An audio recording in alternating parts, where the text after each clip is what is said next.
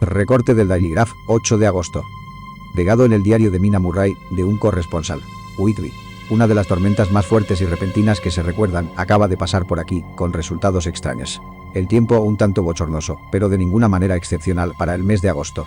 La noche del sábado fue tan buena como cualquier otra, y la gran cantidad de visitantes fueron ayer a los bosques de Mulgrave, la bahía de Robin Hood, el molino de Rye, Brunswick, Staithes y los otros sitios de recreo en los alrededores de Whitby.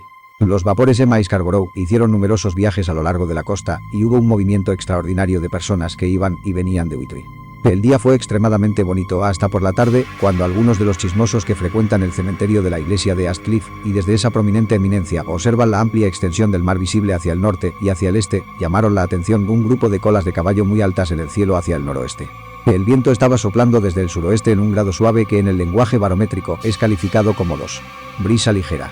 El guardacostas de turno hizo inmediatamente el informe, y un anciano pescador, que durante más de medio siglo ha hecho observaciones del tiempo desde Astcliff, predijo de una manera enfática la llegada de una repentina tormenta. La puesta del sol fue tan bella, tan grandiosa en sus masas de nubes espléndidamente coloreadas, que una gran cantidad de personas se reunieron en la acera a lo largo del acantilado en el cementerio de la vieja iglesia, para gozar de su belleza. Antes de que el sol se hundiera detrás de la negra masa de quetlenes, encontrándose abiertamente de babor a estribor sobre el cielo del oeste, su ruta de descenso fue marcada por una miríada de nubes de todos los colores del celaje. Rojas, moradas, Drácula Branstoker 44 color de rosa, verdes, violetas y de todos los matices dorados. Había aquí y allá masas no muy grandes, pero notoriamente de un negro absoluto, en todas clases de figuras, algunas solo delineadas y otras como colosales siluetas. La vista de aquel paisaje no fue desaprovechada por los pintores, y no cabe ninguna duda de que algunos esbozos del preludio a una gran tormenta adornaran las paredes de R.A. y R.I. el próximo mayo. Más de un capitán decidió en aquellos momentos y en aquel lugar que su guijarro o su mula, como llaman a las diferentes clases de botes, permanecería en el puerto hasta que hubiera pasado la tormenta. Por la noche el viento amainó por completo, y a la medianoche había una calma chicha, un bochornoso calor, y esa intensidad prevaleciente que, al acercarse el trueno, afecta a las personas de naturaleza muy sensible. Solo había muy pocas luces en el mar, pues hasta los vapores costeños, que suelen navegar muy cerca de la orilla, se mantuvieron mar adentro, y solo podían verse muy contados barcos de pesca. La única vela sobresaliente era una goleta forastera que tenía desplegado todo su velamen, y que parecía dirigirse hacia el oeste. La testarudez o ignorancia de su tripulación fue un tema exhaustivamente comentado mientras permaneció a la vista, y se hicieron esfuerzos por enviarle señales para que arriaran velas en vista del peligro. Antes de que cerrara la noche, se le vio con sus velas ondear ociosamente mientras navegaba con gran tranquilidad sobre las encrespadas olas del mar. Tan ociosamente como un barco pintado sobre un océano pintado. Poco antes de las 10 de la noche la quietud del viento se hizo bastante opresiva, y el silencio era tan marcado que el balido de una oveja tierra adentro o el ladrido de un perro en el pueblo se escuchaban distintamente, y la banda que tocaba en el muelle, que tocaba una vivaracha marcha francesa, era una disonancia en la gran armonía del silencio de la naturaleza. Un poco después de medianoche llegó un extraño sonido desde el mar, y muy en lo alto comenzó a producirse un retumbo extraño, tenue, hueco. Entonces, sin previo aviso, irrumpió la tempestad. Con una rapidez que, en aquellos momentos, parecía increíble, y que aún después es inconcebible. Todo el aspecto de la naturaleza se volvió de inmediato convulso. Las olas se elevaron creciendo con furia, cada una sobrepasando a su compañera, hasta que en muy pocos minutos el vidrioso mar de no hacía mucho tiempo estaba rugiendo y devorando como un monstruo. Olas de crestas blancas golpearon salvajemente la arena de las playas y se lanzaron contra los pronunciados acantilados. Otras se quebraron sobre los muelles y barrieron con su espuma las linternas de los faros que se levantaban en cada uno de los extremos de los muelles en el puerto de Whitby.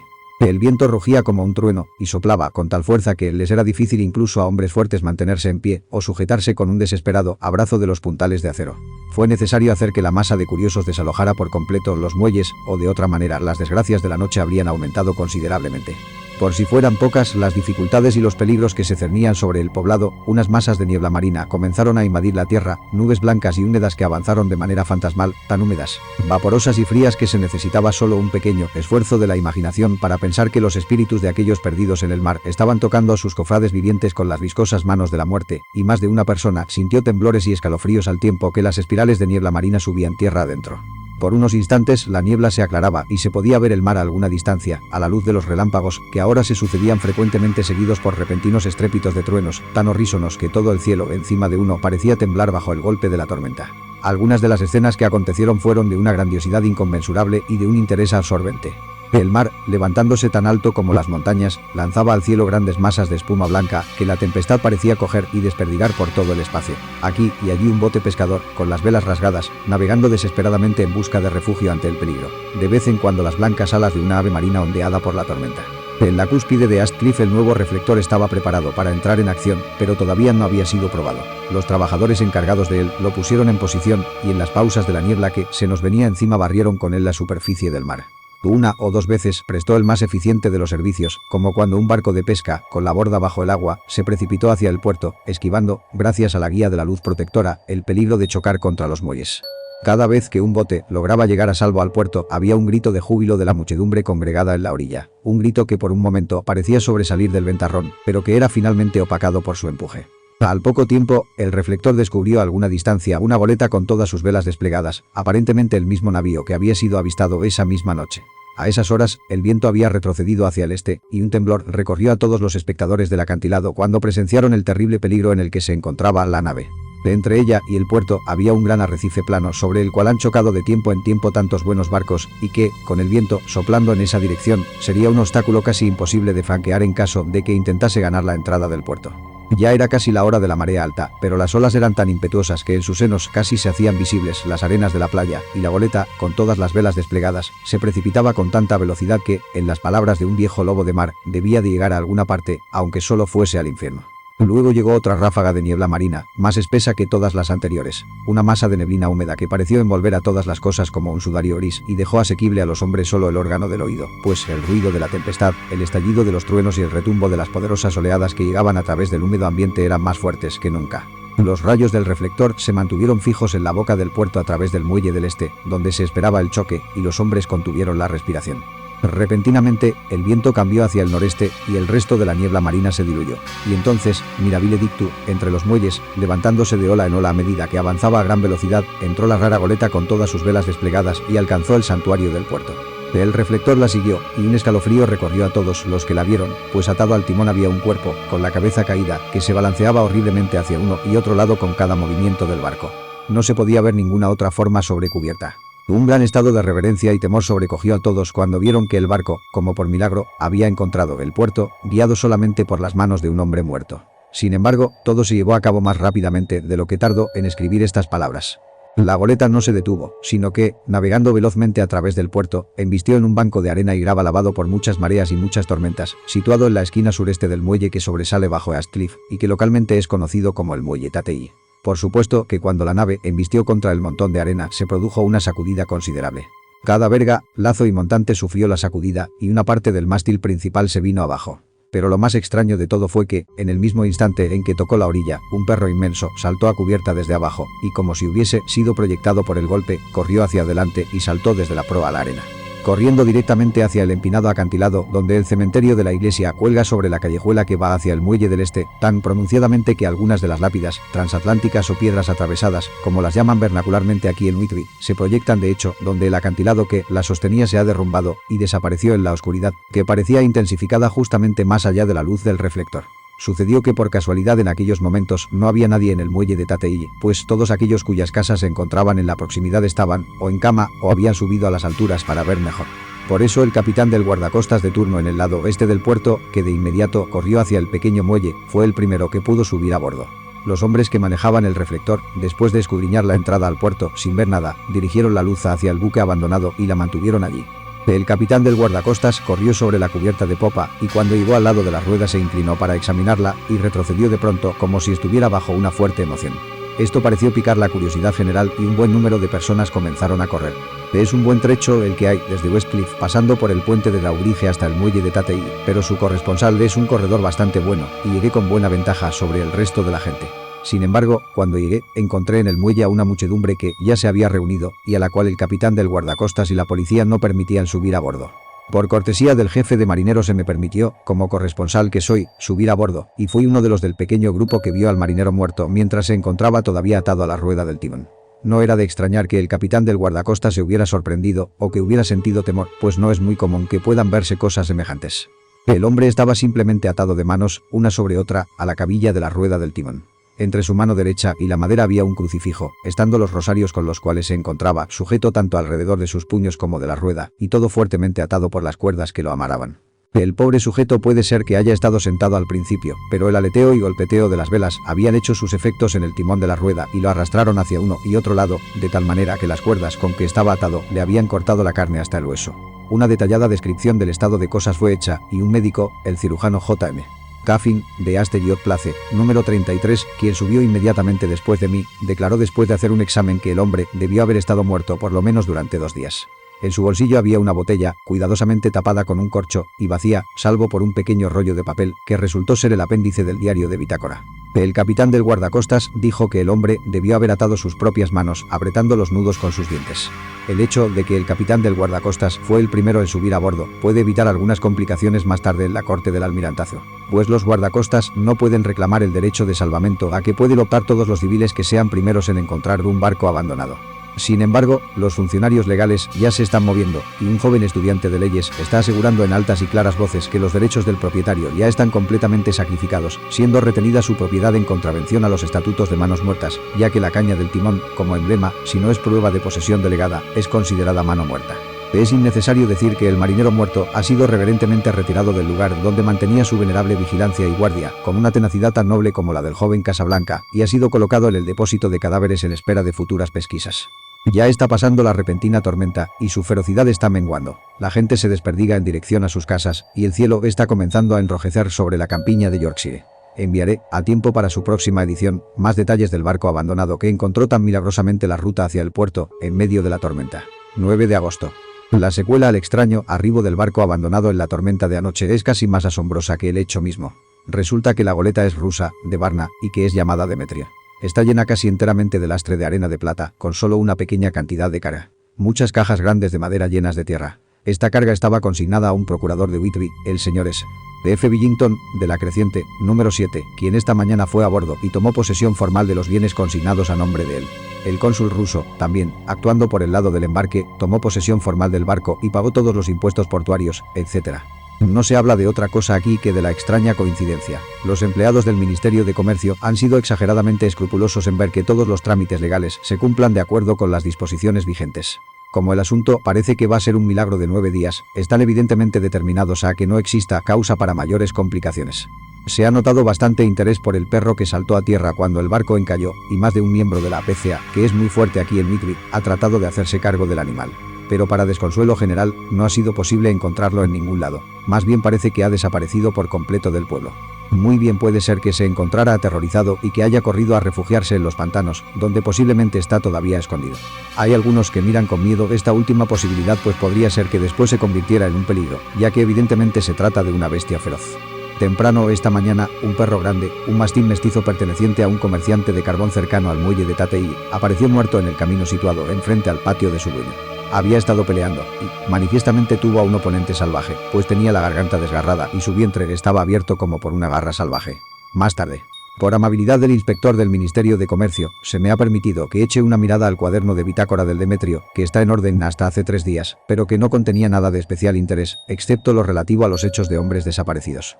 El mayor interés, sin embargo, se centra respecto al papel encontrado en la botella, que fue presentado hoy durante las averiguaciones, y puedo asegurar que un cuento más extraño como el que parece deducirse de ambas cosas, nunca se había atravesado en mi camino.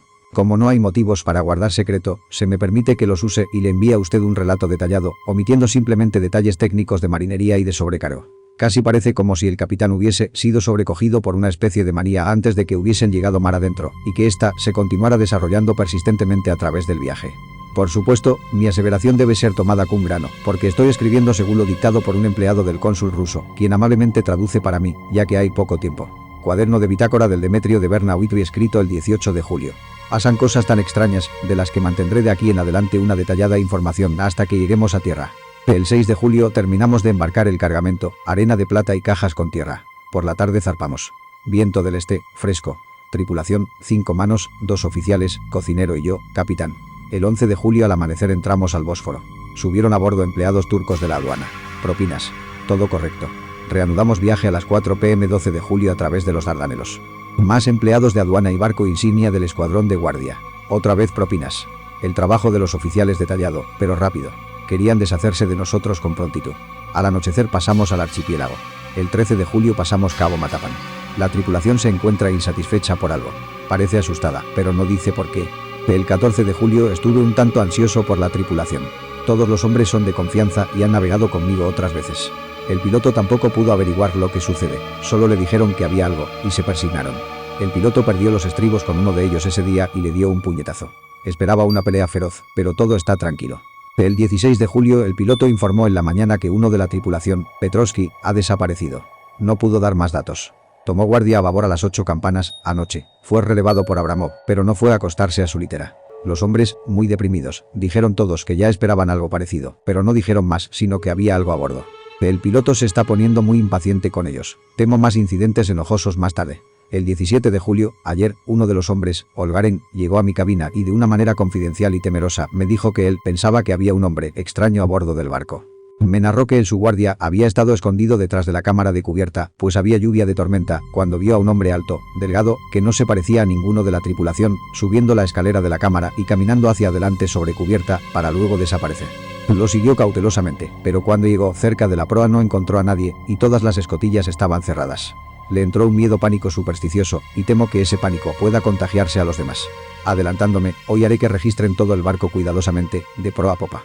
Más tarde, ese mismo día, reuní a toda la tripulación y les dije que, como ellos evidentemente pensaban que había alguien en el barco, lo registraríamos de proa a popa. El primer oficial se enojó. Dijo que era una tontería y que ceder ante tan tontas ideas desmoralizaría más a los hombres. Dijo que él se comprometía a mantenerlos en orden a punta de garrote. Lo dejé a él encargado del timón, mientras el resto comenzaba a buscar, manteniéndonos todos unos al lado de otros, con linternas. No dejamos una esquina sin registrar. Como todo lo que había eran unas grandes cajas de madera, no había posibles resquicios donde un hombre se pudiera esconder. Los hombres estaban mucho más aliviados cuando terminamos el registro y se dedicaron a sus faenas con alegría. El primer oficial refunfuñó, pero no dijo nada más. 22 de julio. Los últimos 3 días, tiempo malo, y todas las manos ocupadas en las velas. No hay tiempo para estar asustados. Los hombres parecen haber olvidado sus temores. El piloto, alegre otra vez, y todo marcha muy bien. Elogié a los hombres por su magnífica labor durante el mal tiempo. Pasamos Gibraltar y salimos de los estrechos. Todo bien. 24 de julio. Parece que pesa una maldición sobre este barco. Ya teníamos una mano menos, y al entrar en la bahía de Vizcaya con un tiempo de los diablos, otro hombre ha desaparecido anoche, sin dejar rastro. Como el primero, dejó su guardia y no se lo volvió a ver. Todos los hombres tienen un miedo pánico. Envié una orden aceptando su solicitud de que se hagan guardias dobles, pues tienen miedo de estar solos. El piloto, furioso. Temo que podamos tener algunos problemas, ya que o él o los hombres pueden emplear la violencia. 28 de julio. 4 días de infierno, bamboleándonos en una especie de tifón y con vientos tempestuosos. Nadie ha podido dormir. Todos los hombres están cansados. Apenas sé cómo montar una guardia, ya que ninguno está en condiciones de seguir adelante.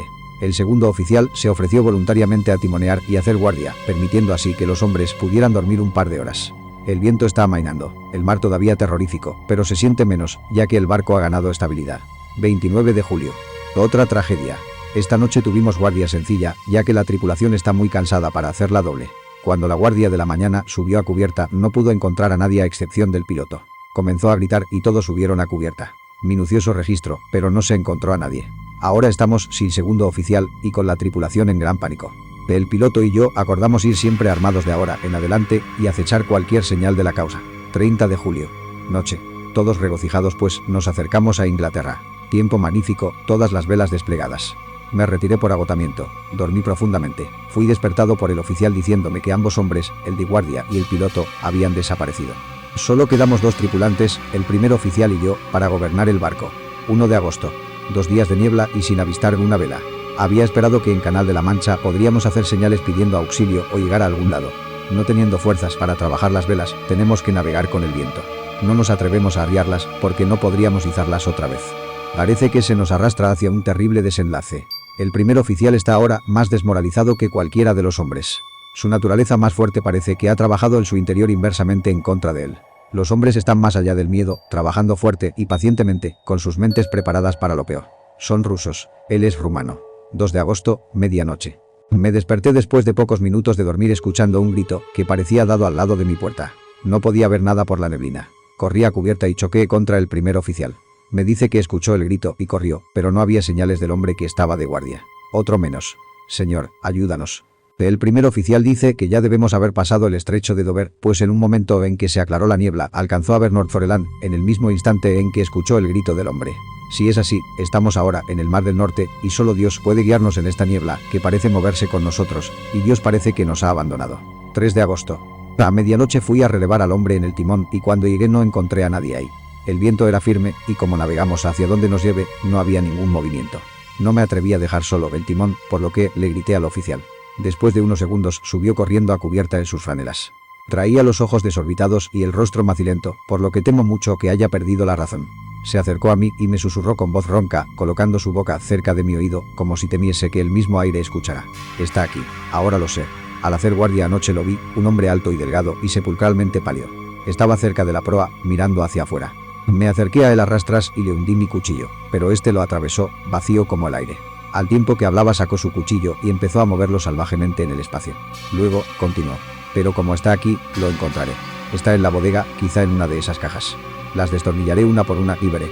Usted sujete el timón. Y, con una mirada de advertencia, poniéndose el dedo sobre los labios, se dirigió hacia abajo. Se estaba alzando un viento peligroso y yo no podía dejar el timón. Lo vi salir otra vez a cubierta con una caja de herramientas y una linterna y descender por la escotilla delantera. Está loco, completamente delirante de locura, y no tiene sentido que trate de detenerlo. No puede hacer daño a esas grandes cajas. Están detalladas como arcilla y que las arrastre de un lado a otro no tiene ninguna importancia. Así es que aquí me quedo, cuido del timón y escribo estas notas. Solo puedo confiar en Dios y esperar a que la niebla se aclare. Entonces, si puedo pilotear la nave hacia cualquier puerto con el viento que haya, arriaré las velas y me quedaré descansando, haciendo señales, pidiendo auxilio. Ya casi todo ha terminado. Justamente cuando estaba comenzando a pensar que el primer oficial podría regresar más calmado, pues lo escuché martillando algo en la bodega, y trabajar le hace bien, subió por la escotilla un grito repentino que me heló la sangre, y apareció él sobre cubierta como disparado por un arma, completamente loco, con los ojos girando y el rostro convulso por el miedo. «Sálvame, sálvame», gritó, y luego miró a su alrededor al manto de neblina. Su horror se volvió desesperación, y con voz tranquila dijo: «Sería mejor que usted también viniera, capitán, antes de que sea demasiado tarde. Está aquí. Ahora conozco el secreto. El mar me salvará de él, y es todo lo que queda». Antes de que yo pudiera decir una palabra o pudiera adelantarme para detenerlo, saltó a la amura y deliberadamente se lanzó al mar. Supongo que ahora yo también conozco el secreto. Fue este loco el que despachó a los hombres uno a uno y ahora él mismo los ha seguido. Dios me ayude. ¿Cómo voy a poder dar parte de todos estos horrores cuando llegue a puerto? Cuando llegue a puerto. ¿Y cuándo será eso? 4 de agosto. Todavía niebla, que el sol no puede atravesar. Sé que el sol ha ascendido porque soy marinero, pero no sé por qué otros motivos. No me atrevo a ir abajo, no me atrevo a abandonar el timón. Así es que pasé aquí toda la noche, y en la velada oscuridad de la noche lo vi, a él.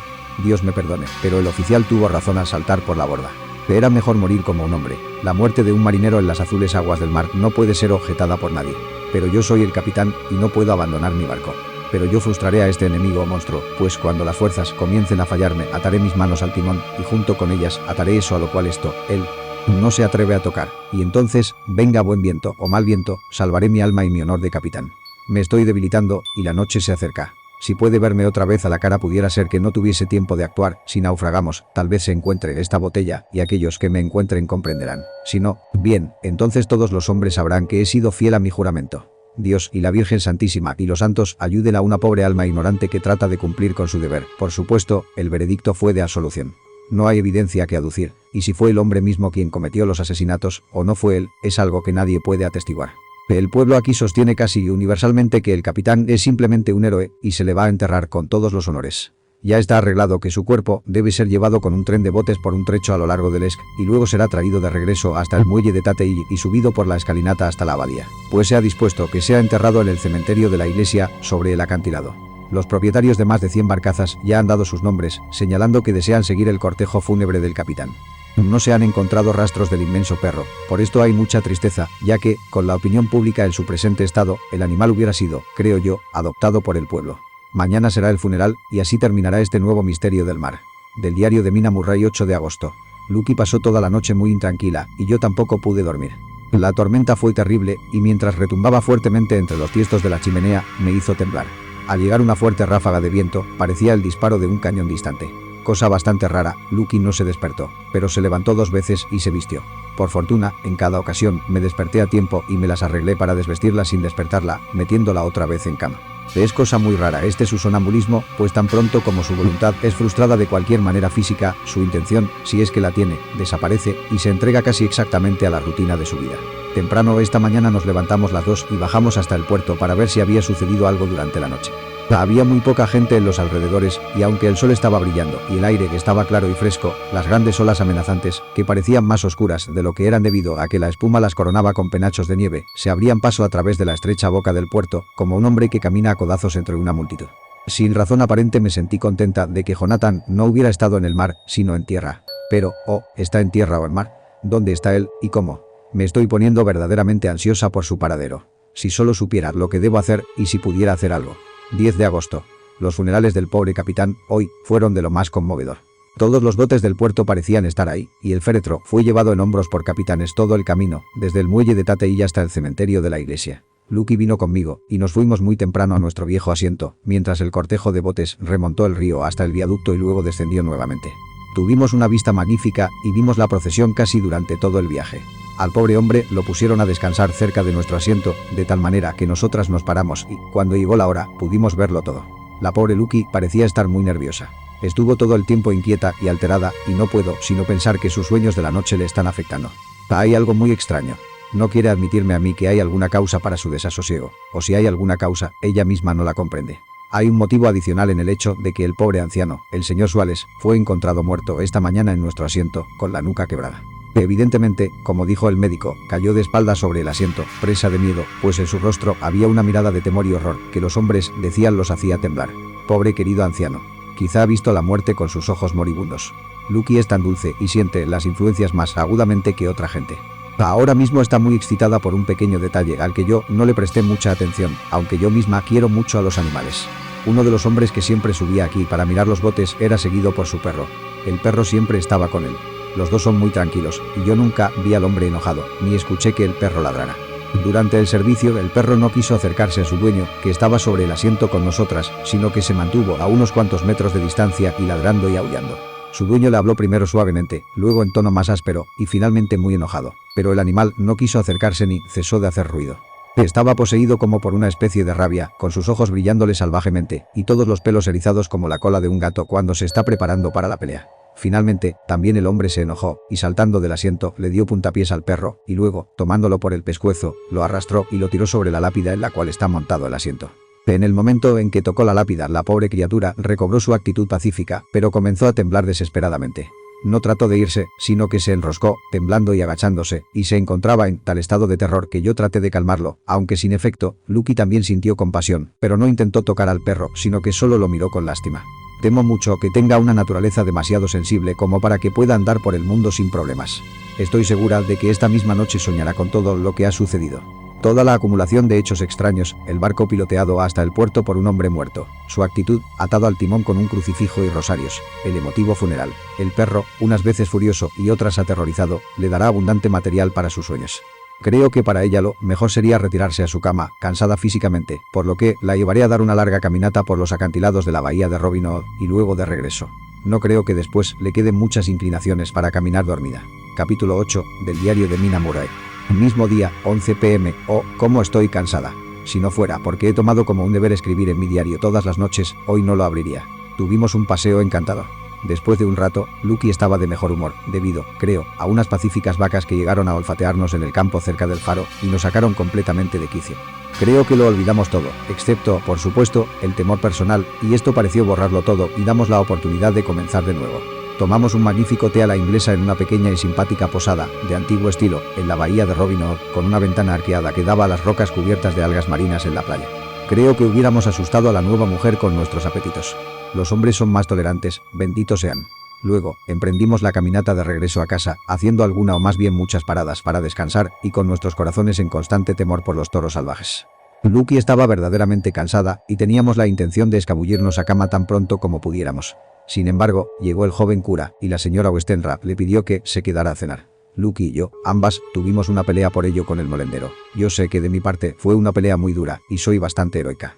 Creo que algún día los obispos deben reunirse y ver cómo crían una nueva clase de curas que no acepten a quedarse a cenar sin importar cuánto se insista y que sepan cuándo las muchachas están cansadas. Lucky está dormida y respira suavemente. Tiene más color en las mejillas que otras veces y su aspecto es tan dulce. Si el señor Olmwood se enamoró de ella viéndola solamente en la sala, me pregunto qué diría si pudiera verla ahora. Algunas de las escritoras de la nueva mujer pondrían en práctica algún día la idea de que los hombres y las mujeres deben poder verse primero, durmiendo antes de hacer proposiciones o aceptar. Pero yo supongo que la nueva mujer no condescenderá en el futuro a aceptar. Ella misma hará la propuesta por su cuenta. Y bonito va a ser el trabajo que tendrá. En esto hay alguna consolación. Esta noche estoy muy contenta porque mi querida Lucky parece estar bastante mejor. Realmente creo que ya ha doblado la esquina y que los problemas motivados por su sonambulismo han sido superados. Estaría completamente feliz con solo tener noticias de Jonathan, Dios lo bendiga y lo guarde. 11 de agosto, 3 am. No tengo sueño, por lo que mejor será que escriba. Estoy demasiado agitada para poder dormir. Hemos tenido una aventura extraordinaria, una experiencia muy dolorosa. Me quedé dormida tan pronto como cerré mi diario. Repentinamente desperté del todo y me senté con una terrible sensación de miedo en todo el cuerpo, con un sentimiento de vacío alrededor de mí. El cuarto estaba a oscuras, por lo que no podía ver la cama de Lucky. Me acerqué a ella y la busqué a tientas. La cama estaba vacía. Encendí un fósforo y descubrí que ella no estaba en el cuarto. La puerta estaba cerrada, pero no con llave como yo la había dejado.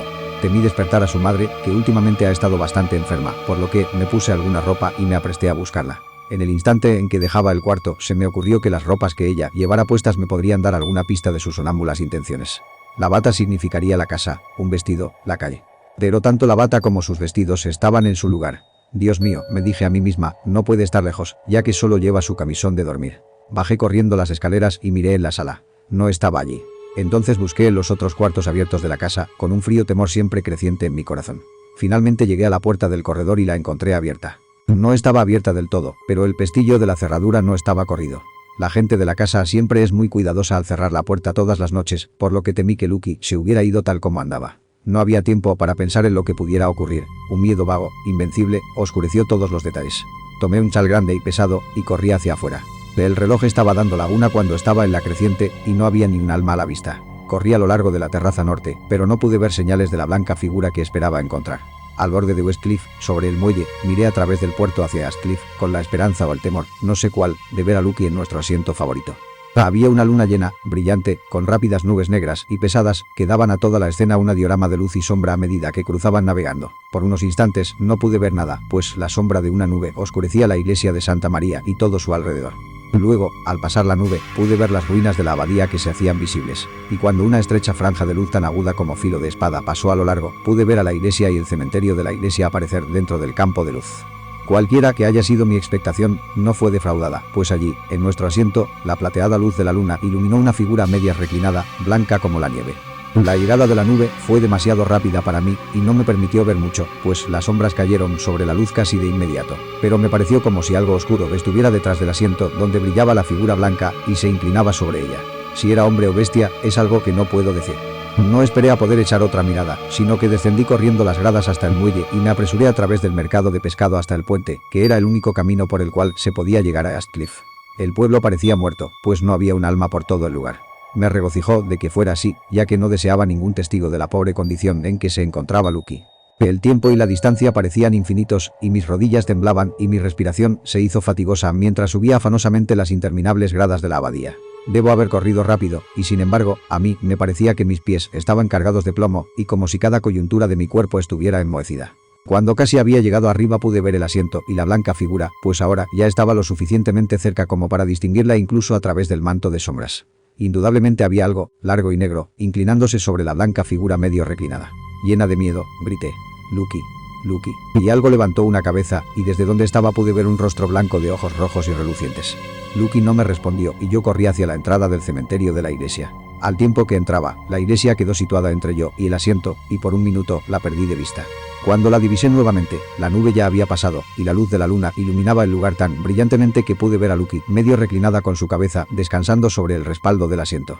Estaba completamente sola, y por ningún lado se veían señales de seres vivientes. Cuando me incliné sobre ella pude ver que todavía dormía. Sus labios estaban abiertos, y ella estaba respirando, pero no con la suavidad acostumbrada, sino a grandes y pesadas boqueadas, como si tratara de llenar plenamente sus pulmones a cada respiro. Al acercarme, subió la mano y tiró del cuello de su camisón de dormir, como si sintiera frío. Sin embargo, siguió dormida.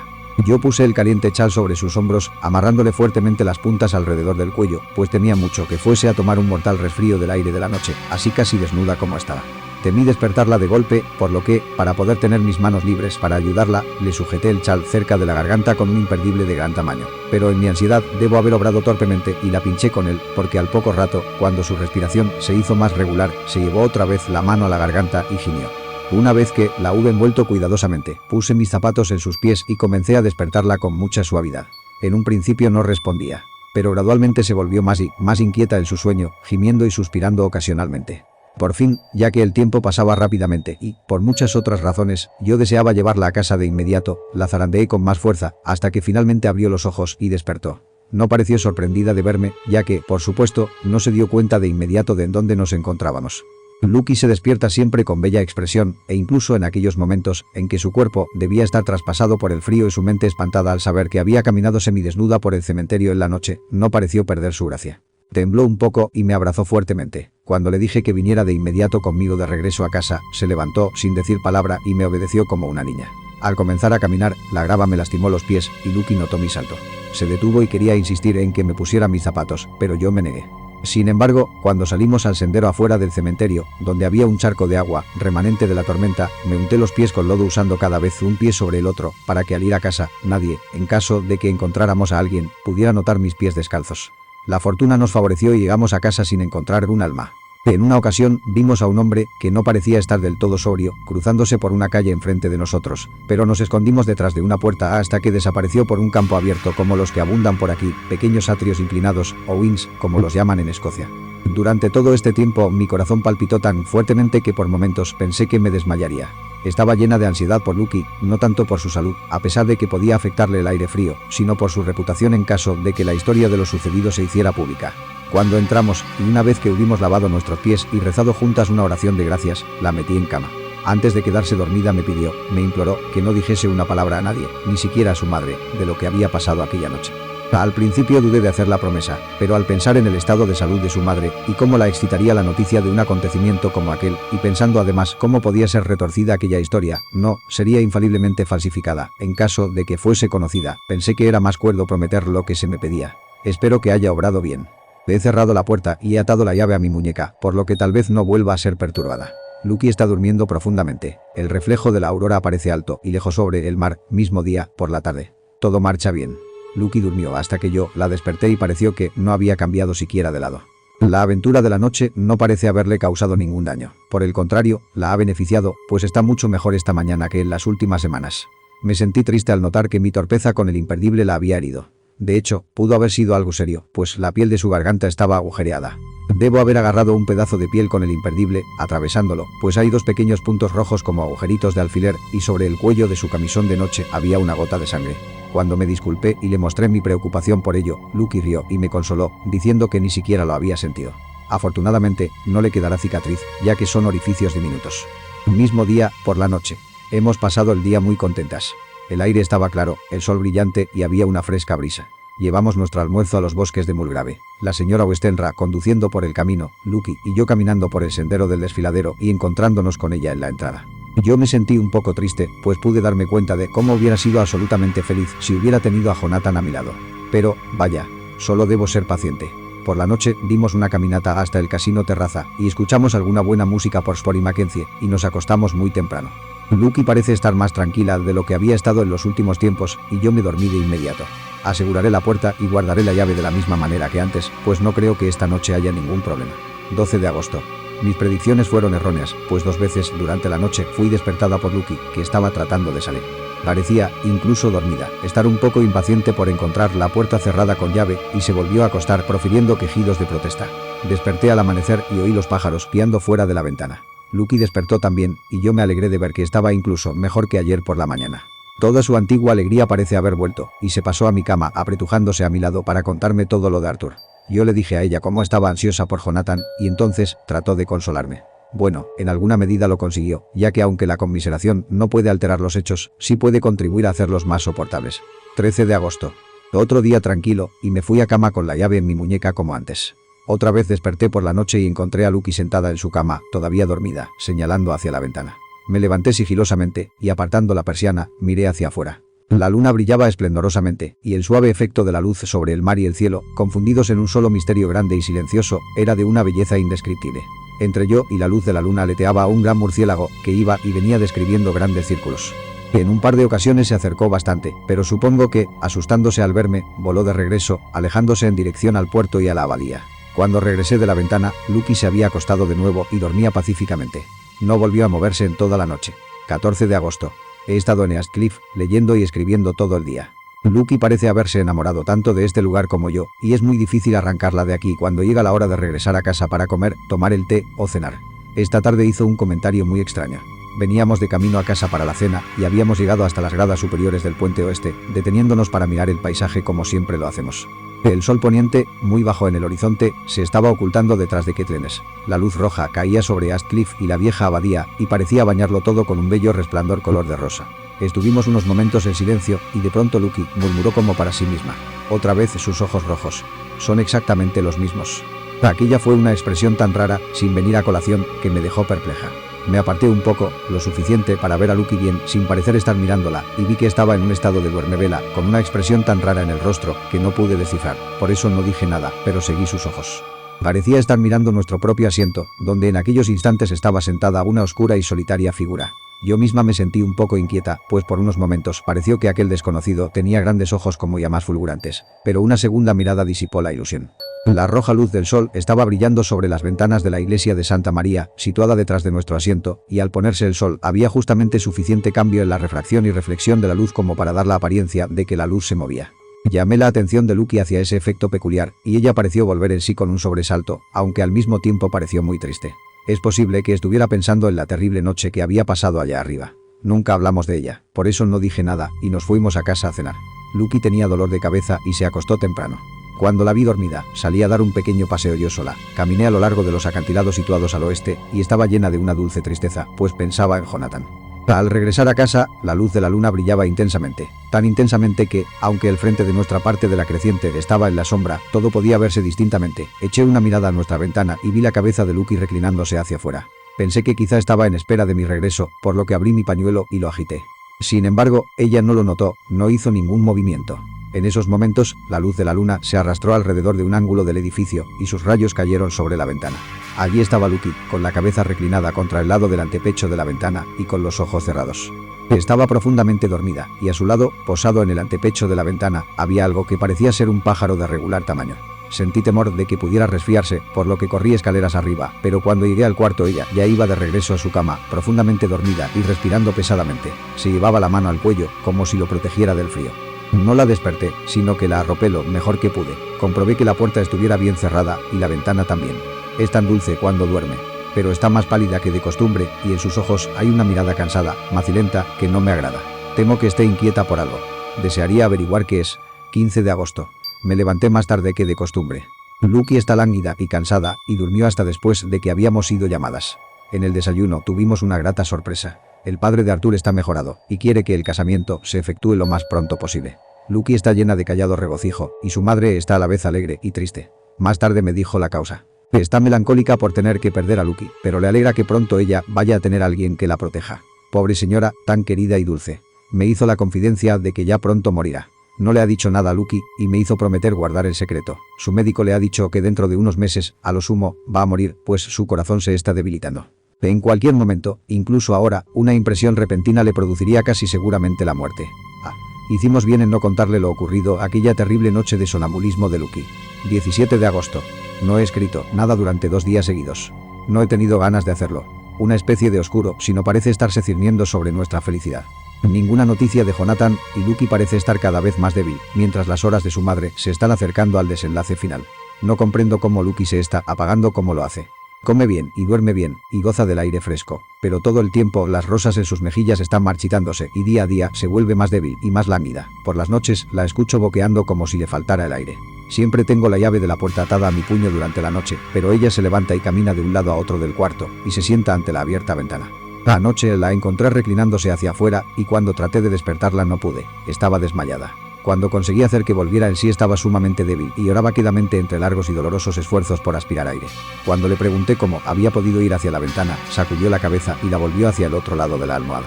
Espero que su enfermedad no se deba a ese malhadado piquete de alfiler. Observé su garganta una vez que se hubo dormido y las punturas no parecían haber sanado.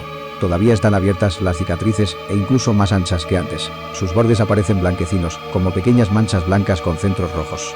A menos que sanen en 1 o 2 días, insistiré en que las vea el médico. Carta de Samuel F. Billington e hijo, procuradores, en Whitby, a los señores Carter, Patterson y compañía, en Londres 17 de agosto. Estimados señores. Anexas a la presente, les enviamos las mercancías enviadas por el Gran Ferrocarril del Norte. Las mismas han de ser entregadas en Carfax, cerca de Purfleet, inmediatamente después de recibirse las mercancías en la estación de King's Cross. Actualmente la casa está vacía, pero les enviamos también las llaves, todas ellas rotuladas. Sírvanse depositar las cajas, 50 en total, las cuales constituyen el envío, en el edificio parcialmente derruido que forma parte de la casa y que está marcado con A en el plano esquemático que les enviamos. Su agente reconocerá fácilmente el lugar, ya que es la antigua capilla de la mansión. Las mercancías salen por tren a las 9:30 de la noche. Llegarán a King's Cross mañana por la tarde a las 4:30. Como nuestro cliente desea que la entrega se haga lo más rápidamente posible, mucho les agradeceríamos que tuvieran preparada alguna gente en King's Cross a la hora indicada para efectuar el traslado de la mercancía a su destino. Para evitar cualquier demora posible debida a trámites de rutina, tales como pagos en sus departamentos, les enviamos anexo cheque por 10 libras, cuyo recibo le agradeceríamos nos remitieran. Si los gastos son inferiores a esta cantidad, pueden devolver el saldo. Si son más, les enviaremos de inmediato un cheque por la diferencia al tener noticias de ustedes. Al terminar la entrega, sírvanse dejar las llaves en el corredor principal de la casa, donde el propietario pueda recogerlas al entrar en la casa mediante la llave que él posee. Por favor, no piensen que nos excedemos en los límites de la cortesía mercantil al insistir por todos los medios en que efectúen este trabajo con la mayor rapidez posible. Quedamos de ustedes, estimados señores, sus atos. Y SS. Samuel F. Billington e hijo. Carta de los señores Carter, Patterson y compañía, en Londres, a los señores Billington e hijo, en Whitby 21 de agosto. Estimados señores. Acusamos recibo de 10 libras y les enviamos por 1 libra 17 segundos 9 días, excedente, tal como lo muestran los recibos incluidos. La mercancía ha sido entregada según sus instrucciones y las llaves quedaron en un paquete en el corredor principal, tal como se nos pidió. Quedamos de ustedes, estimados señores, con todo respeto, Carter, Patterson y Cia. Del diario de Mina Murray 18 de agosto. Hoy estoy muy contenta y escribo sentada en el asiento del cementerio de la iglesia. Lucky está mucho mejor. Anoche durmió bien toda la noche y no me molestó ni una vez. Parece que ya las rosas regresan a sus mejillas, aunque todavía está tristemente pálida y descolorida. Yo entendería su situación si estuviera anémica, pero no es el caso. Está de muy buen humor y llena de vida y alegría.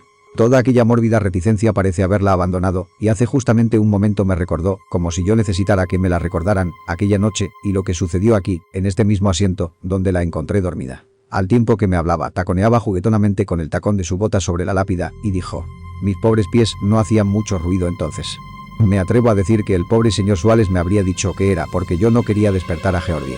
Como estaba tan comunicativa, le pregunté si había tenido algún sueño esa noche. Antes de responderme, esa su mirada tan dulce y traviesa asomó a su cara, la cual dice Arthur, lo llamo Arthur por costumbre de ella, que ama, y, de hecho, no me extraña que así sea. Entonces, continuó de una manera ensoñadora, como si estuviera tratando de recordar lo sucedido. No soñé propiamente, pero todo parecía ser muy real. Solo quería estar aquí en este lugar, sin saber por qué, pues tenía miedo de algo, no sé de qué. Aunque supongo que estaba dormida, recuerdo haber pasado por las calles y sobre el puente. Al tiempo que pasaba saltó un pez, yo me incliné para verlo y escuché muchos perros aullando, tantos que todo el pueblo parecía estar lleno de perros que aullaban al mismo tiempo, mientras yo subía las gradas. Luego tuve una vaga sensación de algo largo y oscuro con ojos rojos, semejante a lo que vimos en aquella puesta de sol, y de pronto me rodeó algo muy dulce y muy amargo a la vez. Entonces me pareció que me hundía en agua verde y profunda, y escuché un zumbido tal como he oído decir que sienten los que se están ahogando, y luego todo pareció evaporarse y alejarse de mí. Mi alma pareció salir de mi cuerpo y flotar en el aire.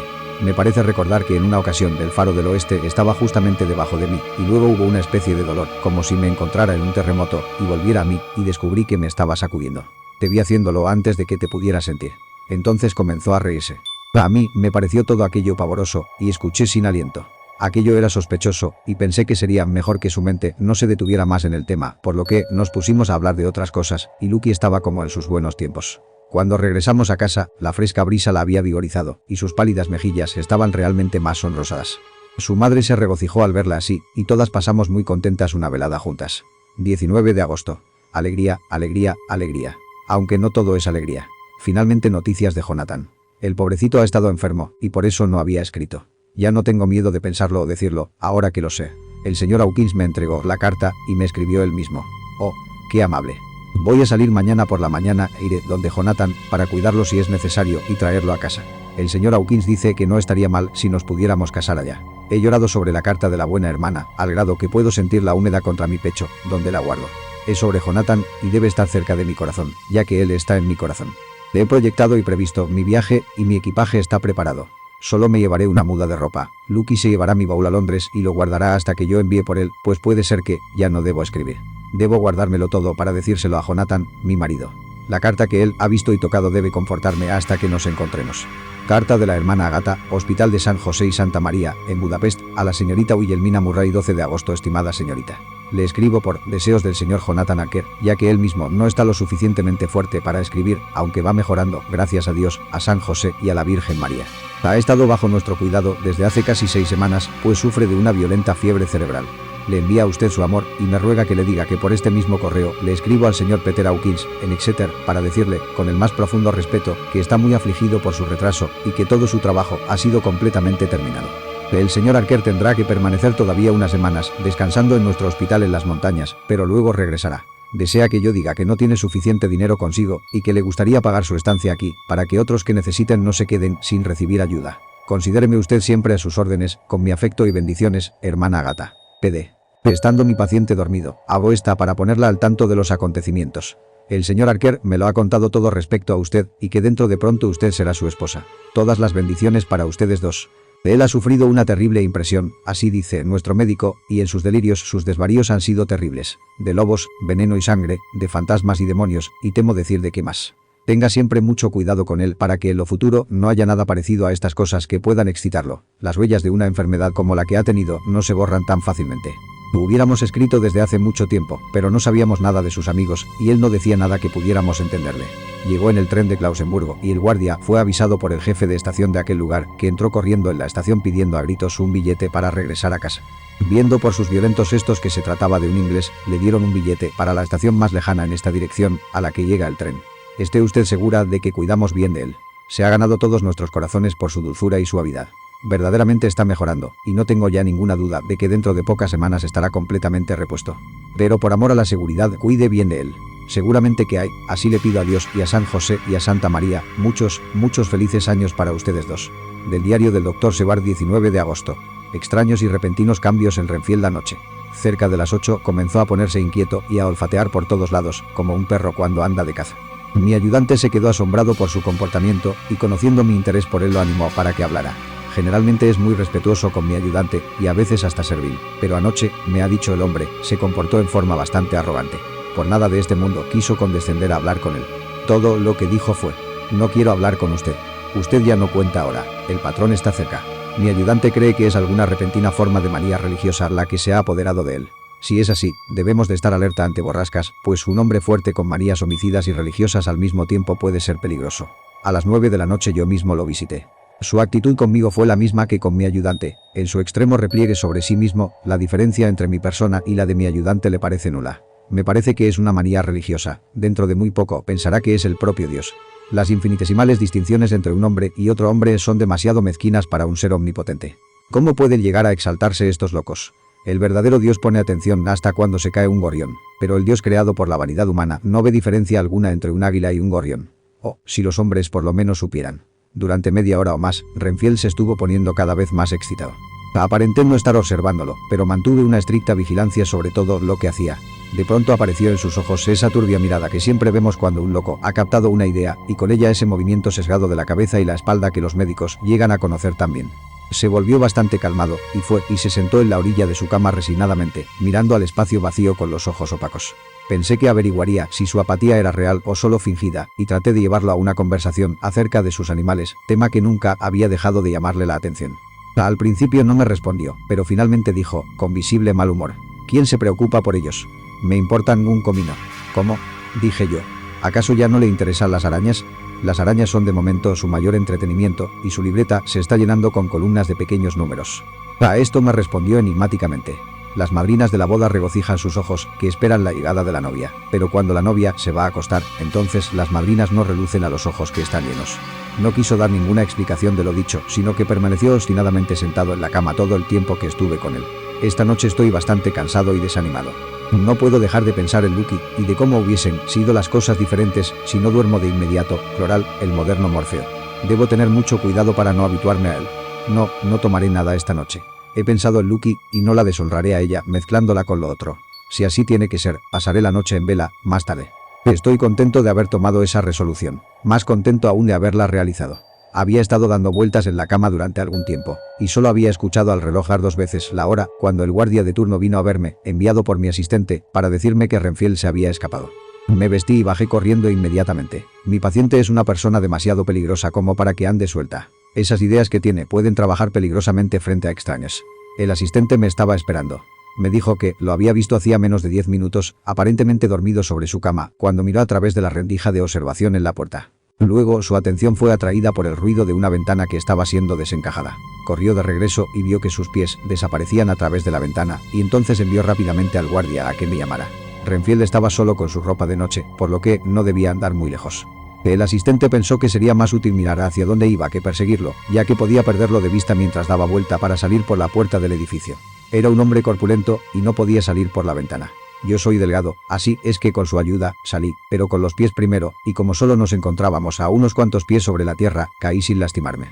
El asistente me dijo que el paciente había corrido hacia la izquierda y había desaparecido en línea recta, por lo que yo me apresuré en la misma dirección lo más velozmente que pude. Al tiempo que atravesaba el cinturón de árboles, vi una figura blanca escalando el alto muro que separa nuestros terrenos de los de la casa desierta. Corrí inmediatamente de regreso y le dije al guardia que trajera 3 o 4 hombres y me siguieran a los terrenos de Carfax, en caso de que nuestro amigo fuese a comportarse peligrosamente.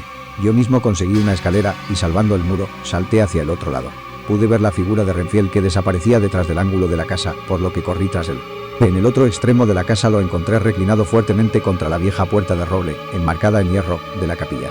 Estaba hablando, aparentemente a alguien, pero tuve miedo de acercarme demasiado a escuchar lo que decía, pues podía asustarlo y echaría de nuevo a correr.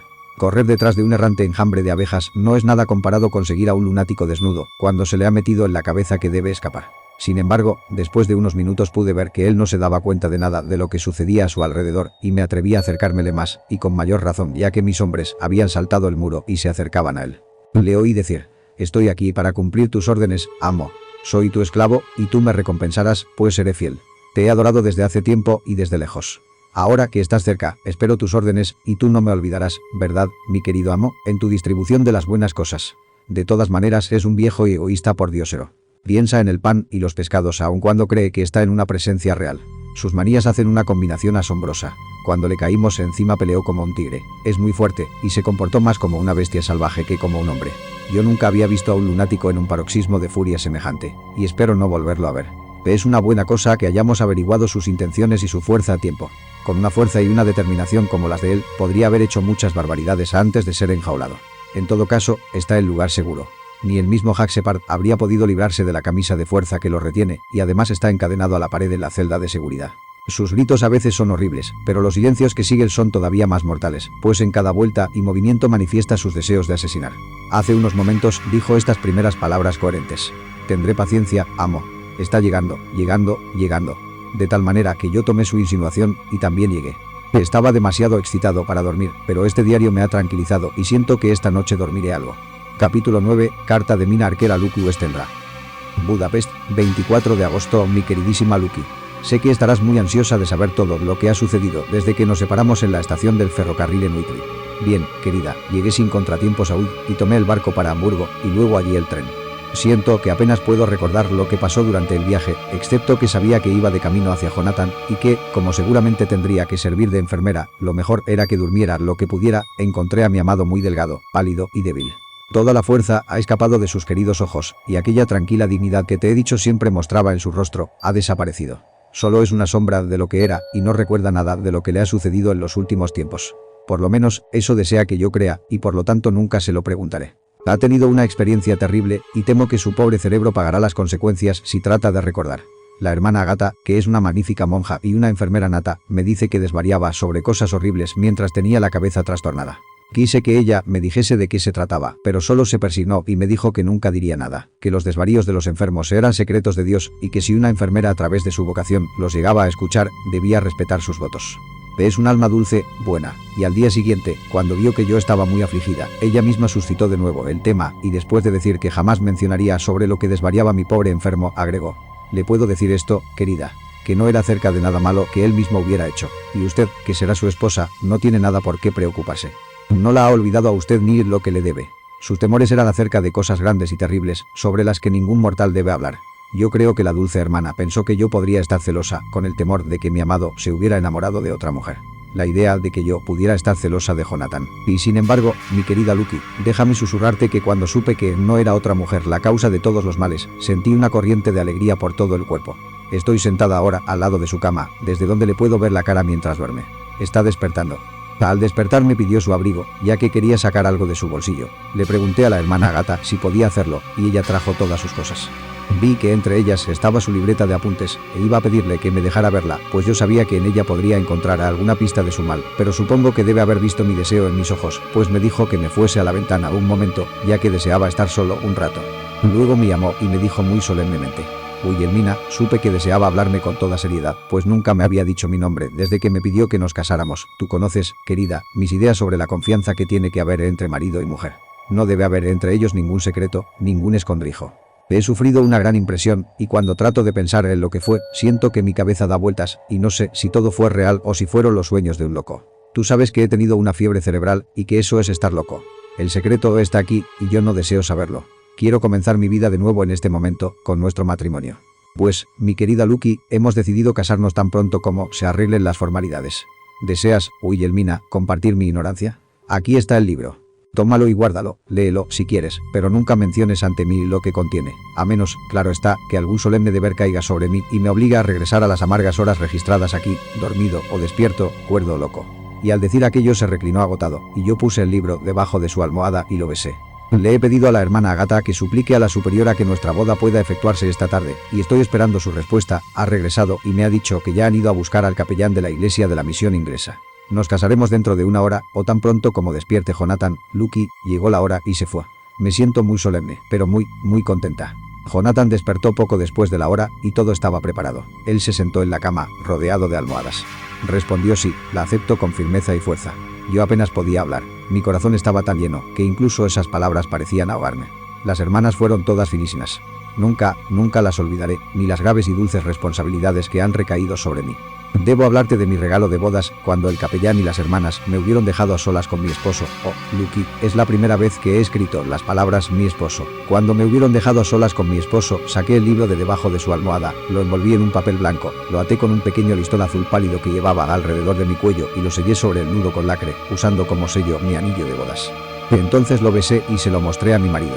Le dije que así lo guardaría y que sería una señal exterior y visible para nosotros durante toda nuestra vida de que confiábamos el uno en el otro, que nunca lo abriría, a menos que fuera por su propio bien o por cumplir un deber ineludible. Entonces él tomó mi mano entre las suyas y, oh, Lucky, fue la primera vez que él tomó las manos de su mujer. Y dijo que eran las cosas más bonitas en todo el ancho mundo, y que si fuera necesario pasaría otra vez por todo lo pasado para merecerlas. El pobrecito ha de haber querido decir por parte del pasado, pero todavía no puede pensar sobre el tiempo, y no me sorprendería que en un principio mezclara no solo los meses, sino también los años. Bien, querida, ¿qué más puedo decir? Solo puedo decirte que soy la mujer más feliz de todo este ancho mundo, y que yo no tenía nada que darle excepto a mí misma, mi vida y mi confianza, y que con estas cosas fue mi amor y mi deber por todos los días de mi vida. Y, querida, cuando me besó y me atrajo hacia él con sus pobres débiles manos, fue como una plegaria muy solemne entre nosotros dos. Lucky, querida, ¿sabes por qué te digo todo esto? No solo porque es tan dulce para mí, sino también porque tú has sido y eres mi más querida amiga. Fue mi privilegio ser tu amiga y guía cuando tú saliste del aula de la escuela para prepararte en el mundo de la vida. Quiero verte ahora, y con los ojos de una esposa muy feliz, a lo que me ha conducido el deber, para que en tu propia vida de matrimonio tú también puedas ser tan feliz como yo. Mi querida, que Dios Todopoderoso haga que tu vida sea todo lo que promete ser. Un largo día de brillante sol, sin vientos adversos, sin olvidar el deber, sin desconfianza. No debo desearte que no tengas penas, pues eso nunca puede ser, pero sí te deseo que siempre seas tan feliz como lo soy yo ahora. Adiós, querida. Pondré esta carta inmediatamente en el correo, y quizá te escriba muy pronto otra vez. Debo terminar ya, pues Jonathan está despertando. Debo atender a mi marido. Quien siempre te quiere, Mina Arquer. Carta de Luku Stenra a Mina Arquer Ritwik, 30 de agosto. Mi queridísima Mina. Océanos de amor y millones de besos, y que pronto estés en tu propio hogar con tu marido. Me gustaría que regresaran pronto para que pudieran pasar cierto tiempo aquí con nosotros. El fuerte aire restablecería pronto a Jonathan. Lo ha logrado conmigo. Tengo un apetito voraz, estoy llena de vida y duermo bien. Les agradará saber que ya no camino dormida. Creo que no me he movido de la cama durante una semana, esto es, una vez que me acuesto por la noche. Arthur dice que me estoy poniendo gorda. A propósito, se me olvidó decirte que Arthur está aquí. Damos grandes paseos, cabalgamos, remamos, jugamos al tenis y pescamos juntos. Lo quiero más que nunca. Me dice que me quiere más. Pero lo dudo, porque al principio me dijo que no me podía querer más de lo que me quería ya. Pero estas son tonterías. Ahí está, llamándome, así es que nada más por hoy. Lucky PD, mamá te envía recuerdos. Parece estar bastante mejor la pobrecita. PD otra vez. Nos casaremos el 28 de septiembre. Del diario del Dr. Sebard, 20 de agosto. El caso de Renfield se hace cada vez más interesante. Por ahora hemos podido establecer que hay periodos de descenso en su pasión. Durante una semana después de su primer ataque se mantuvo en perpetua violencia. Luego, una noche, justamente al alzarse la luna, se tranquilizó y estuvo murmurando para sí mismo: ahora puedo esperar, ahora puedo esperar. El asistente me vino a llamar, por lo que corrí rápidamente abajo para echarle una mirada. Todavía estaba con la camisa de fuerza y en el cuarto de seguridad, pero la expresión congestionada había desaparecido de su rostro y sus ojos tenían algo de su antigua súplica, casi podría decir de su rastrera suavidad. Quedé satisfecho con su condición actual y di órdenes para que lo soltaran. Mis ayudantes vacilaron, pero finalmente llevaron a cabo mis deseos sin protestar. Una cosa extraña fue que el paciente tuvo suficiente buen ánimo como para ver su desconfianza, pues, acercándoseme, me dijo en un susurro, al mismo tiempo que los miraba a ellos furtivamente: «¿Creen que puedo hacerle daño? Imagínese, yo hacerle daño a usted. Imbéciles». Era un tanto consolador, para mis sentimientos, encontrarme disociado incluso en el cerebro de este pobre loco de los otros, pero de todas maneras, no comprendo sus pensamientos. ¿Debo aceptar que tengo algo en común con él, por lo que siendo como somos, como fuéramos, debemos unirnos? ¿O tiene que obtener de mí un bien tan estupendo que mi salud le es necesaria? Tendré que averiguarlo más tarde. Hoy en la noche no hablará. Ni el ofrecimiento de un gatito, o incluso de un gato grande, es capaz de tentarlo. Solo dice: «No me importan nada los gatos». Ahora tengo más en qué pensar y puedo esperar, puedo esperar. Después de un rato, lo dejé. El ayudante me dice que estuvo tranquilo hasta un rato antes del amanecer y que, entonces, comenzó a dar muestras de nerviosismo. Finalmente se puso violento, hasta que, por último, cayó en una especie de paroxismo que lo agotó de tal manera que, finalmente, se desvaneció en una especie de coma. 3 noches seguidas ha sucedido lo mismo. Violento todo el día y tranquilo desde la salida de la luna hasta la salida del sol. Realmente desearía descubrir alguna pista de la causa. Casi parecería como si hubiera alguna influencia que viniera y se fuera. Vaya idea. Esta noche vamos a enfrentar en un juego a los cerebros sanos contra los cerebros enfermos. Una vez se escapó sin nuestra ayuda. Esta noche se escapará con ella. Le daremos la oportunidad y los hombres estarán preparados para seguirlo en caso de que sea necesario. 23 de agosto. Siempre sucede lo inesperado. ¿Cómo conocía bien a la vida de Israeli? Cuando nuestro pájaro encontró abierta la jaula, no quiso volar, de tal manera que todos nuestros sutiles preparativos no sirvieron de nada. En todo caso, hemos probado una cosa: que los periodos de tranquilidad duran un tiempo razonable. En lo futuro estaremos en capacidad de aflojarle un poco las restricciones durante unas cuantas horas cada día. Le he dado instrucciones a mi asistente nocturno para que solo lo encierre en el cuarto de seguridad una vez que ya se haya calmado, hasta una hora antes de que suba el sol. El pobre cuerpo del enfermo va a gozar de este beneficio, aunque su mente no pueda apreciarlo. Alto. Lo inesperado. Me llaman. El paciente se ha escapado otra vez. Más tarde. Otra noche de aventuras. Renfield esperó astutamente hasta que el asistente estaba entrando en el cuarto para inspeccionar. Entonces, salió corriendo a su lado y voló por el corredor. Yo envié órdenes a los asistentes para que lo siguieran.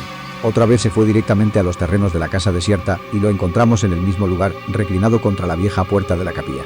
Cuando me vio se puso furioso, y si los asistentes no lo hubiesen sujetado a tiempo, hubiera tratado de matarme. Mientras lo estábamos deteniendo sucedió una cosa extraña. Repentinamente, redobló sus esfuerzos y luego, tan repentinamente, recobró la calma.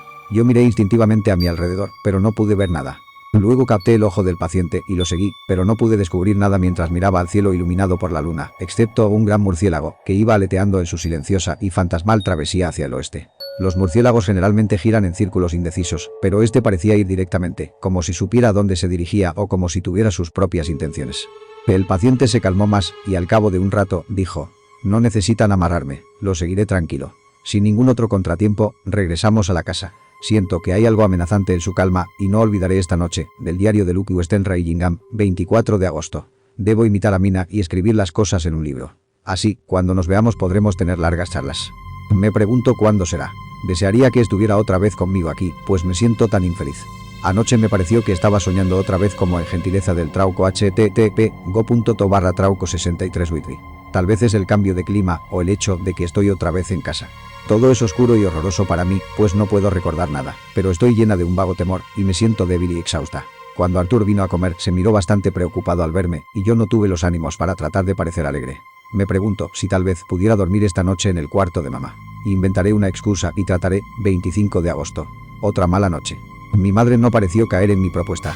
Ella misma no parece estar tan bien y no cabe duda de que se preocupa mucho por mí. Traté de mantenerme despierta y durante un tiempo lo conseguí, pero cuando el reloj dio las 12, me despertó de un sopor, por lo que debo haber estado durmiéndome. Había una especie de aletazos y rasguños en la ventana, pero no les di importancia, y como no recuerdo qué sucedió después, supongo que debo haberme quedado dormida. Más pesadillas. ¿Cómo desearía poder recordarlas? Esta mañana me sentí terriblemente débil. Mi rostro está sumamente pálido y me duele la garganta. Algo debe andar mal en mis pulmones, pues me parece que nunca aspiro suficiente aire. Trataré de mostrarme alegre cuando llegue Arthur, porque de otra manera yo sé que sufrirá mucho viéndome así. Carta de Arturo Olmooda al Dr. Sebald Hotel Albemarle, 31 de agosto, mi querido Jack. Quiero que me hagas un favor. Lucky está enferma. Esto es, no tiene ninguna enfermedad especial, pero su aspecto es enfermizo y está empeorando cada día. Le he preguntado si hay alguna causa. No me atrevo a preguntarle a su madre, pues perturbar la mente de la pobre señora acerca de su hija sería fatal, debido a que su propia salud anda muy mal. La señora Westenra me ha confiado que su destino ya está sellado, enfermedad del corazón, aunque la pobre Lucky todavía no lo sabe. Estoy seguro de que algo está ejerciendo influencia en la mente de mi amada novia. Cuando pienso en ella casi me distraigo. El mirarla me produce siempre un sobresalto. Le dije que te pediría a ti que la vieras, y aunque al principio puso algunas dificultades, yo sé por qué, viejo amigo, finalmente dio su consentimiento. Será una tarea dolorosa para ti, lo sé, viejo, pero es por su bien, y yo no debo dudar en pedírtelo ni tú en actuar. Puedes venir a almorzar a Irlingham mañana a las 2, para que la señora Westenra no sospeche nada, y después de la comida Lucky va a buscar una oportunidad para estar a solas contigo. Yo vendré a la hora del té, y podemos irnos juntos. Estoy lleno de ansiedad, y quisiera hablar a solas contigo tan pronto como la hayas visto. No faltes. Arthur, telegrama de Arturo Olmooda Sebald, 1 de septiembre. Me llaman para ver a mi padre, que ha empeorado. Escribo. Escríbeme detalladamente por correo nocturno a Rin. Telefonea si es necesario. Carta del Dr. Sebald a Arturo Olmooda, 2 de septiembre. Mi querido y viejo amigo. Respecto a la salud de la señorita Westenra, me apresuro a decirte inmediatamente que en mi opinión no hay ningún trastorno funcional ni enfermedad que yo conozca. Al mismo tiempo, de ninguna manera puedo considerarme satisfecho de su semblante. Está totalmente diferente a lo que era la última vez que la vi. Por supuesto, debes tener presente que no tuve oportunidad de hacer un examen minucioso tal como hubiera deseado. Nuestra misma amistad plantea aquí una pequeña dificultad que ni siquiera la ciencia médica ni la costumbre pueden sobrepasar. Lo mejor será que te diga exactamente lo que sucedió, dejándote en libertad para que saques, dentro de ciertas medidas, tus propias conclusiones. Luego te diré lo que he hecho y lo que me propongo hacer. Encontré a la señorita Westenra con bastantes buenos ánimos. Su madre estaba presente, y en pocos segundos me percaté de que estaba tratando por todos los medios de engañar a su madre y evitarle de esa manera ansiedades. No tengo ninguna duda de que adivina, en caso de que no lo sepa, que hay necesidad de tener cautela. Comimos solos, y como nos esforzamos por parecer alegres, obtuvimos, como una especie de recompensa por nuestros esfuerzos, cierta alegría real entre nosotros. Entonces, la señora Westenra se retiró a descansar y Lucky se quedó conmigo. Fuimos a su boudoir, y hasta que llegamos ahí su reserva no se modificó, pues los sirvientes iban y venían. Sin embargo, tan pronto como se cerró la puerta, la máscara cayó de su rostro y se hundió en un sillón dando un gran suspiro y escondiendo sus ojos con la mano. Cuando yo vi que su animosidad había fallado, me aproveché inmediatamente de su reacción para hacer un diagnóstico. Me dijo muy dulcemente: no puedo decirle a usted cuánto detesto tener que hablarle acerca de mi persona. Yo le recordé que las confidencias de un doctor eran sagradas, pero que tú estabas verdaderamente muy ansioso por ella. Ella captó inmediatamente el significado de mis palabras y arregló todo el asunto con un par de palabras. Dígale a Arthur cualquier cosa que usted crea conveniente. Yo no me preocupo por mí misma, sino por él, por lo tanto, tengo libertad de hablar.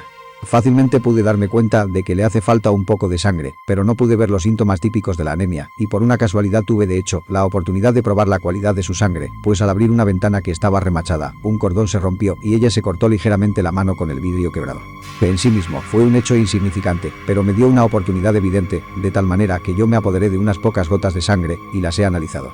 El análisis cualitativo muestra que existen condiciones normales y además, puedo inferir, señalan la existencia de un vigoroso estado de salud. En otros asuntos físicos quedé plenamente convencido de que no hay necesidad de temer, pero como en alguna parte debe haber una causa, he llegado a la conclusión de que debe ser algo mental. Ella se queja de tener a veces dificultades al respirar y de tener sueños pesados, letárgicos, con pesadillas que la asustan, pero de las cuales no se puede acordar. Dice que cuando niña solía caminar dormida y que estando en Whitby la costumbre regresó y que una vez salió caminando en la noche y fue hasta Astcliff, donde la encontró la señorita Murray, pero me asegura que últimamente esta costumbre ha vuelto a desaparecer. He quedado con dudas, por lo que he hecho lo mejor que sé. Le he escrito a mi viejo amigo y maestro, el profesor Van Helsing, de Ámsterdam, que es una de las personas que más conocimientos tiene sobre enfermedades raras en el mundo. Le he pedido que venga, y como tú me dijiste que todas estas cosas estarían a tu cargo, te he mencionado a ti y tus relaciones con la señorita Westenra. Esto, mi viejo amigo, es en obsequio de tus deseos, pues yo me siento demasiado orgulloso y demasiado feliz de poder hacer lo que pueda por ella. Yo sé que Van Helsing hará cualquier cosa por mí por una razón personal, así es que no importa por qué motivos venga, debemos aceptar sus deseos. Es un hombre aparentemente muy arbitrado, pero esto es porque él sabe de lo que habla más que ninguna otra persona. Es un filósofo y un metafísico, y uno de los científicos más avanzados de nuestra época, y tiene, supongo, una mente absolutamente abierta. De esto, con unos nervios de acero, un temperamento frío, una resolución indomable, un autocontrol y una tolerancia exaltada de virtudes y bendiciones, y el más amable de los más sinceros corazones que laten, forman su equipo para la noble tarea que está realizando por la humanidad, trabajo tanto en la teoría como en la práctica, pues su visión es tan amplia como lo es su simpatía. Te cuento esto para que tú puedas saber por qué tengo tanta confianza en él. Le he pedido que venga inmediatamente. Mañana veré otra vez a la señorita Westenra. Nos veremos en la ciudad, de manera que yo no alarme a su madre con mi visita. Tu amigo, JOHNSWAR de carta de Abraham Elsing, doctor en medicina, filosofía y letras, etc. Al doctor Seward 3 de septiembre, mi buen amigo. Cuando he recibido su carta ya estoy de camino hacia usted. Por buena fortuna puedo partir de inmediato, sin mal para ninguno de aquellos que han confiado en mí. Fueran otras las circunstancias, sería perjudicial para esos que han confiado en mí, pues yo voy a donde mi amigo cuando él me llama para ayudar a aquellos a quienes tiene cariño. Dígale a su amigo que cuando aquella vez usted chupó de mi herida tan rápidamente el veneno de la gangrena de aquel cuchillo que nuestro otro amigo, tan nervioso, dejó deslizar, hizo usted más por él cuando él quiere mi ayuda y usted la solicita, que todo lo que puede hacer su gran fortuna. Pero es un doble placer hacerlo por él, su amigo, y hacia usted voy. Tenga ya dispuesto, y por favor así arreglado, que podamos ver a la joven dama no tan tarde mañana mismo, pues es probable que yo tenga que regresar aquí esa noche. Pero si hay necesidad, regresaré otra vez 3 días después, y estaré más tiempo, si es preciso. Hasta entonces, mi buen amigo John, adiós. Van Helsing, carta del Dr. Seward al honorable Arthur Olmwood 3 de septiembre, querido artículo. Vino Van Helsing y se fue. Fue conmigo a Gillingham, y encontré que, por discreción de Lucky, su madre había salido invitada a comer, de tal manera que quedamos solos con ella. Van Helsing hizo un examen muy minucioso de la paciente. Quedó en comunicármelo a mí, y yo te aconsejaré a ti, pues por supuesto yo no estuve presente. Está, lo temo, muy preocupado, pero me dijo que debía reflexionar. Cuando yo le dije de nuestra amistad y cómo tú me habías confiado el asunto, él dijo: debe usted decirle todo lo que piensa. Dígale lo que pienso yo, si usted puede adivinar, y usted adivinará. No estoy bromeando. Esta no es broma, sino vida y muerte, quizá más. Le pregunté qué quería decir con aquello, pues estaba muy serio. Esto sucedió cuando ya habíamos regresado a la ciudad y estaba tomando una taza de té antes de iniciar su regreso a Ámsterdam. No me dio ninguna pista más. No debes estar enojado conmigo, artículo, porque su misma reticencia significa que todo su cerebro está trabajando por el bien de ella. Puedes estar seguro de que, a su debido tiempo, hablará con toda claridad. Así es que yo le dije que escribiría simplemente un registro de nuestra visita, justamente como si estuviese haciendo un artículo descriptivo especial para el Daily Telegraph. Pareció no tomar nota de ello, y solo comentó que el hollín de Londres no era tan malo como solía ser cuando él era estudiante aquí. Yo recibiré su informe mañana, si tiene tiempo para hacerlo. En todo caso, recibiré una carta. Bien, ahora, a la visita. Lucky estaba más alegre que el día que la vi por primera vez, y desde luego parecía estar mucho mejor. Había perdido algo de aquella mirada fantasmal que tanto te inquieta, y su respiración era normal. Fue muy dulce con el profesor, siempre lo es, y trató de que se sintiera tranquilo. Sin embargo, yo pude ver que la pobre muchacha estaba haciendo un gran esfuerzo. Creo que Van Helsing también lo notó, pues bajo sus espesas cejas vi aquella rápida mirada que tan bien conozco. Entonces, comenzó a charlar de todas las cosas posibles menos de nosotros y las enfermedades, y lo hizo con tanto ingenio que yo pude ver cómo la pretendida animación de Lucky Drácula Bram Stoker 66 convertía en realidad. Entonces, sin que se notara el cambio, mi maestro llevó la conversación suavemente al motivo de su visita, y dijo calmadamente: mi querida joven, tengo este gran placer porque usted es encantadora. Eso es mucho, querida, aunque estuviera aquí ese a quien no veo. Me dijeron que estaba usted desanimada, y que tenía una palidez fantasmal. A ellos les digo: bah. Y tronó los dedos, agregando a continuación: pero usted y yo les vamos a demostrar cuán equivocados están. ¿Cómo puede él?, dijo, y me señaló con la misma mirada y gesto con el que me había sacado de su clase en cierta ocasión, o mejor dicho, después de esa ocasión. ¿Cómo puede él saber nada acerca de jóvenes? Él tiene sus locos con quienes juega, y a quienes devuelve la felicidad, juntamente con la felicidad de aquellos que lo quieren. Es bastante lo que hace y, pero hay recompensas en el mismo hecho de poder restaurar esa felicidad. Más de jovencitas. No tiene mujer ni hija, y los jóvenes no confían en los jóvenes, sino en los viejos como yo, que han conocido ya tantos dolores y las causas de ellos. Así es, querido, que lo enviaremos a que se fume un cigarro en el jardín, mientras usted y yo tenemos una pequeña charla confidencial. Acepté la sugestión y salí del cuarto, hasta que al cabo de un rato el profesor salió por la ventana y me pidió que entrara. Parecía preocupado, pero dijo: he efectuado un minucioso examen, pero no hay ninguna causa funcional. Estoy de acuerdo con usted en que ha habido mucha pérdida de sangre. Ha habido, pero no la hay. Además, el estado general de la joven no muestra ningún síntoma de anemia. Le he pedido que me envíe a su sirvienta para que yo pueda hacerle un par de preguntas, de tal manera que no quede oportunidad de perder algo. Yo sé muy bien lo que dirá. Y sin embargo, hay una causa. Siempre hay una causa para todo. Debo regresar a casa y pensar. Usted debe enviarme el telegrama todos los días. Y si hay motivo, vendré otra vez.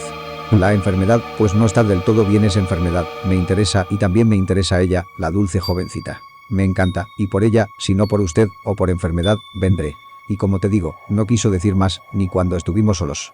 Así es, artículo, que ya sabes todo lo que yo sé. Mantendré una estricta vigilancia. Espero que tu pobre padre siga mejor. Debe ser una cosa terrible para ti, mi querido viejo. Estás situado en una posición tal entre dos personas que son tan queridas para ti. Yo conozco tu idea del deber para con tu padre, y haces bien en ser fiel a ella. Pero si hay necesidad, te enviaré un mensaje para que vengas de inmediato a donde Lucky. De tal manera que no te acongojes de más, a menos que recibas noticias mías. Del diario del Dr. Seward, 4 de septiembre. Mi paciente zoófago siempre me mantiene interesado. Solo ha tenido un ataque, y eso fue ayer a una hora inusitada. Poco antes del mediodía comenzó a mostrarse inquieto. El asistente reconoció los síntomas y pidió de inmediato ayuda. Afortunadamente, los hombres llegaron corriendo, y apenas a tiempo, pues al dar el mediodía se volvió tan furioso que tuvieron que usar toda su fuerza para sujetarlo. Sin embargo, como a los 5 minutos comenzó a tranquilizarse paulatinamente, hasta que finalmente se hundió en una especie de melancolía, estado en el cual ha permanecido hasta ahora. El asistente me dice que sus gritos, durante el paroxismo, fueron realmente escalofriantes. Cuando entré, me encontré con las manos llenas, atendiendo a algunos de los otros pacientes que estaban asustados por su comportamiento. De hecho, puedo entender bastante bien el efecto, pues el ruido de sus gritos me perturbó incluso a mí, aunque yo me encontraba alejado, a cierta distancia. Ahora acabamos de cenar en el asilo, y sin embargo, todavía mi paciente está sentado en una esquina murmurando, con una mirada sombría, amenazadora y angustiosa. Su rostro más bien parece indicar, en vez de mostrar algo directamente. No puedo acabar de comprenderlo.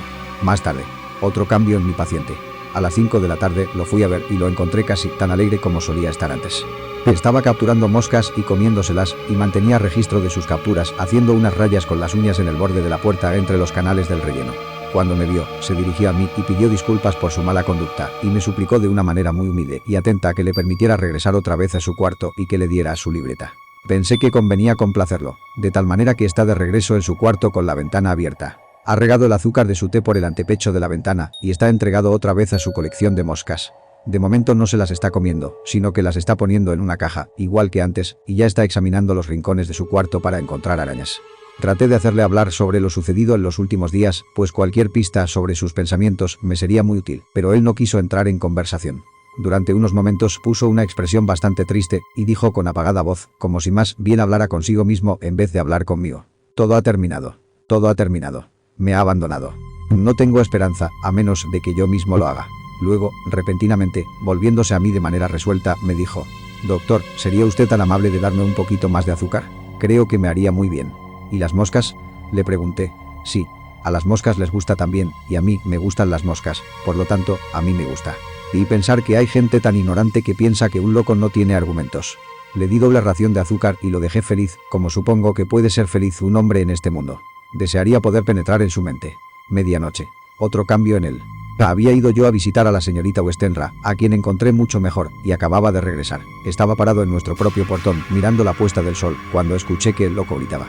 Como su cuarto está en este lado de la casa, pude oírlo mejor que en la mañana. Fue una sorpresa muy fuerte para mí, y con desagrado aparté la vista de la maravillosa belleza humeante del sol poniente sobre Londres, con sus fantásticas luces y sus sombras tintáceas, y todos los maravillosos matices que se ven en las sucias nubes, tanto como en el agua sucia, para darme cuenta de la triste austeridad de mi propio, frío edificio de piedra, con su riqueza de miserias respirantes, y mi propio corazón desolado que las soporta. Llegué junto al paciente en el momento en que el sol se estaba hundiendo, y desde su ventana vi desaparecer el disco rojo. Al hundirse, el paciente empezó a calmarse y al desaparecer por completo se deslizó de las manos que lo sostenían, como una masa inerte, cayendo al suelo. Sin embargo, es maravilloso el poder intelectual recuperativo que tienen los lunáticos, pues al cabo de unos minutos se puso en pie bastante calmado y miró en torno suyo. Hice una seña a los asistentes para que no lo sujetaran, pues estaba ansioso de ver lo que iba a hacer. Fue directamente hacia la ventana y limpió los restos del azúcar. Luego tomó su caja de moscas y la vació afuera, arrojando posteriormente la caja. Después cerró la ventana y, atravesando el cuarto, se sentó en su propia cama. Todo esto me sorprendió, por lo que le pregunté: ¿ya no va a seguir cazando más moscas? No, me respondió él, estoy cansado de tanta basura. Desde luego es un formidable e interesante caso de estudio. Desearía poder tener una ligera visión de su mente o de las causas de su repentina pasión. Alto. Puede haber, después de todo, una pista, si podemos averiguar por qué hoy sus paroxismos se produjeron a mediodía y no al ocultarse el sol. Sería posible que hubiera malignas influencias del sol en periodos que afectan ciertas naturalezas, así como la luna afecta a otros. Lo veremos. Telegrama de Seward, en Londres, a Van Helsing, en Ámsterdam 4 de septiembre. Paciente todavía mejor hoy. Telegrama de Seward, en Londres, a Van Helsing, en Ámsterdam 5 de septiembre. Paciente muy mejorada. Buen apetito, duerme bien, buen humor, color regresa. Telegrama de Seward, en Londres, a Van Helsing, en Ámsterdam 6 de septiembre. Terrible cambio para mal. Venga enseguida, no pierda una hora. No enviaré telegrama a Olmhood hasta verle a usted.